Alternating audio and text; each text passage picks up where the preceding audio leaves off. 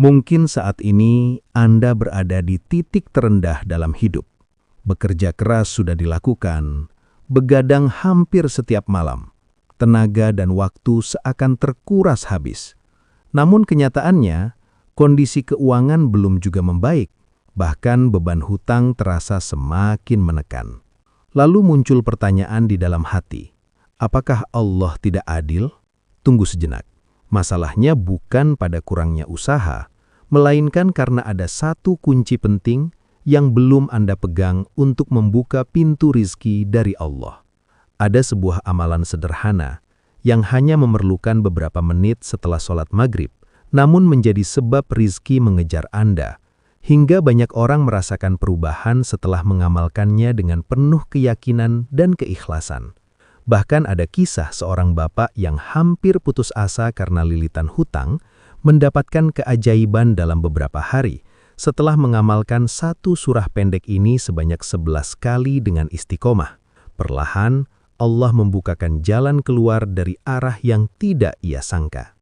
Assalamualaikum warahmatullahi wabarakatuh. Marilah kita panjatkan puji dan syukur kehadirat Allah Subhanahu wa Ta'ala yang telah memberikan kita nikmat kesehatan dan kesempatan untuk berjumpa kembali melalui kajian ini. Salawat serta salam semoga selalu tercurah kepada junjungan kita, Nabi Muhammad sallallahu alaihi wasallam, suri teladan sepanjang zaman. Sahabat yang dirahmati Allah, pada pertemuan yang berbahagia ini, mari kita tenangkan hati sejenak. Kita hilangkan beban dunia yang menyesakkan dada, dan kita hadirkan Allah dalam setiap tarikan nafas kita. Semoga siapapun yang mendengarkan video ini, Allah lembutkan hatinya, Allah lapangkan dadanya, Allah kuatkan iman kita, dan Allah berikan ketenangan yang tidak bisa dibeli oleh apapun di dunia ini. Sahabat doa sapar yang dirahmati Allah, ketika kita berbicara tentang rezeki, Islam mengajarkan kepada kita bahwa rezeki tidak hanya berbentuk angka di rekening saja atau harta yang bisa digenggam oleh tangan. Ada rezeki yang terlihat oleh mata. Itulah rezeki zohir, yaitu pekerjaan, usaha, gaji dan harta yang kita kumpulkan. Namun ada pula rezeki yang tidak selalu kita sadari. Itulah rezeki batin, yaitu ketenangan hati, kesehatan, keluarga yang utuh, dan jiwa yang masih mampu bersyukur. Allah Subhanahu wa Ta'ala mengingatkan kita bahwa rezeki tidak selalu datang lewat jalan yang kita perhitungkan dengan logika manusia. Dalam Al-Quran, Allah berfirman dalam surat At-Talaq ayat 2 dan 3, "Barang siapa bertakwa kepada Allah, niscaya Dia akan membukakan jalan keluar baginya dan memberinya rezeki dari arah yang tidak disangka-sangka." Ayat ini bukan sekedar janji, tetapi penegasan bahwa ada hukum ilahiyah yang bekerja di balik ikhtiar manusia. Rezeki bukan hanya tentang seberapa keras kita berusaha, tetapi juga tentang kemana hati kita bersandar. Karena hati yang penuh keyakinan akan lebih mudah menerima pertolongan Allah, sementara hati yang diliputi keraguan seringkali tanpa sadar akan menutup pintu rezeki. Sahabat yang dirahmati Allah, izinkan saya mengajak Anda menyelami sebuah kisah, bukan untuk menjanjikan keajaiban yang instan, tetapi untuk mengambil hikmah tentang bagaimana Allah mengubah keadaan seorang hamba setelah menata hatinya terlebih dahulu. Kisah ini tentang seorang kepala keluarga. Sebut saja namanya Bapak Fulan. Beliau bukan orang yang malas, bukan pula orang yang berpangku tangan. Setiap hari ia bekerja keras, berusaha mencukupi kebutuhan hidup, namun ujian hidup terus datang tanpa henti. Usaha yang dirintisnya perlahan bangkrut, terlilit hutang hingga ratusan juta, dan kebutuhan keluarga datang bersamaan dengan kondisi tubuh dan pikiran yang semakin lelah. Bukan hanya dompetnya yang kosong, tetapi hatinya pun terasa sesak. Suatu sore menjelang maghrib, Bapak Fulan duduk terdiam. Bukan karena tidak punya rencana, melainkan karena terlalu banyak beban yang tidak tahu harus dititipkan kepada siapa. Namun di momen itulah, ia tersadar bahwa selama ini ia terlalu sibuk mencari jalan keluar hingga lupa mencari tempat bersandar. Ia pun melangkahkan kakinya menuju masjid bukan dengan harapan dunia yang berlebihan, melainkan dengan satu niat sederhana, mengadu sepenuh hati kepada Allah. Di atas sajadahnya, tidak ada keluhan yang panjang, tidak ada tuntutan yang keras. Yang ada hanyalah pengakuan lemah dan kerinduan untuk kembali percaya kepada Allah. Disitulah perubahan itu bermula, bukan dari datangnya uang, melainkan dari hati yang mulai tenang dan keyakinan yang perlahan kembali hidup. Karena seringkali, sebelum Allah mengubah keadaan hidup kita, Allah terlebih dahulu akan memperbaiki cara hati kita memandangnya.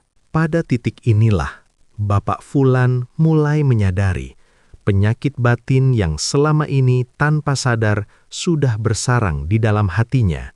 Penyakit itu bernama su'udzon, prasangka buruk kepada Allah. Ia baru memahami bahwa selama ini lisannya selalu berdoa, namun hatinya menyimpan keraguan atas kehendaknya.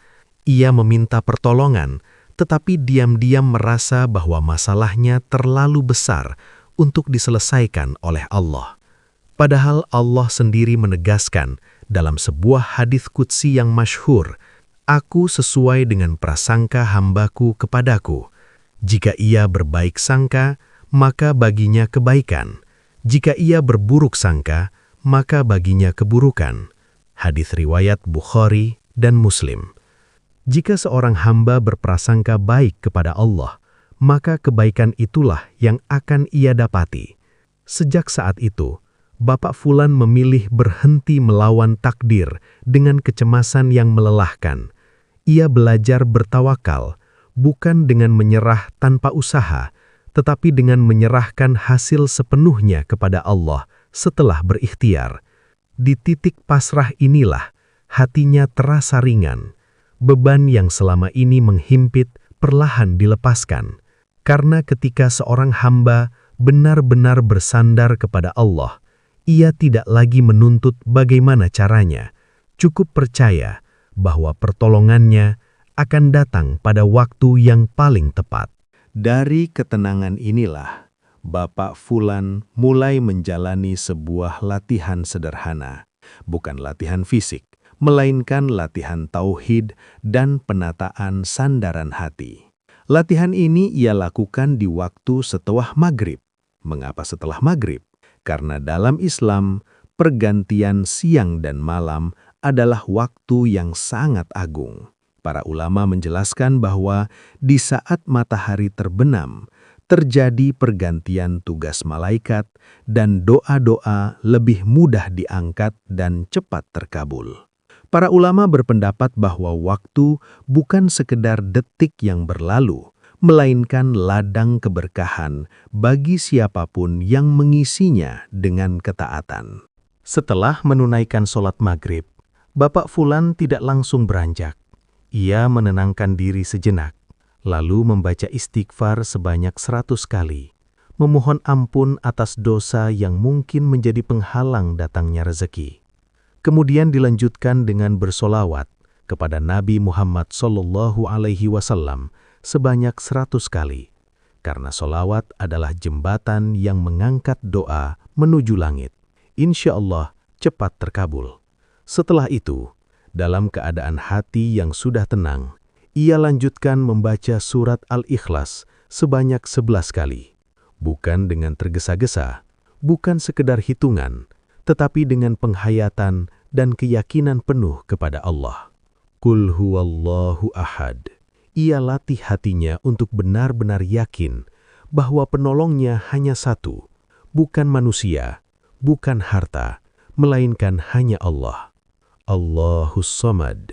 Di ayat inilah sandaran hatinya ditata. Ia sadari bahwa Allah lah tempat bergantung segala kebutuhan, baik yang tampak maupun yang tersembunyi. Bacaan ini bukan tentang angka, bukan tentang hitungan mistik, melainkan tentang pengulangan makna agar hati benar-benar tunduk, melatih fokus, menjaga kehadiran hati, dan hanya bergantung kepada Allah semata. Setelah selesai membaca, barulah ia berdoa, Ia sampaikan hajatnya dengan kerendahan hati, tanpa memaksa, tanpa mengatur bagaimana caranya. Ia hanya memohon dan menyerahkan hasilnya kepada Allah yang Maha Mengetahui. Inilah inti dari amalan ini, bukan sekedar bacaan, tetapi proses menata hati agar kembali bersandar kepada Zat yang Maha Kaya.